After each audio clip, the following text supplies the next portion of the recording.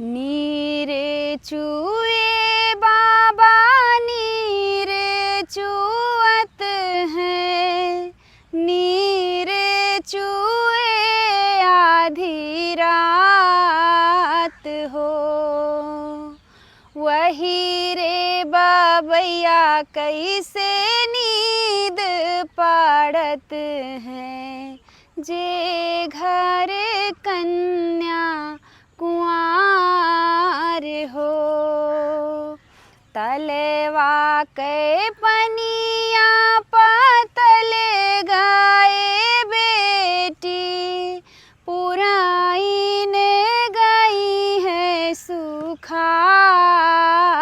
हो। गंगा जमुन बीच रेत पड़त हैं, अब बेटी रहबू कुंवार हो। अब बेटी रहबू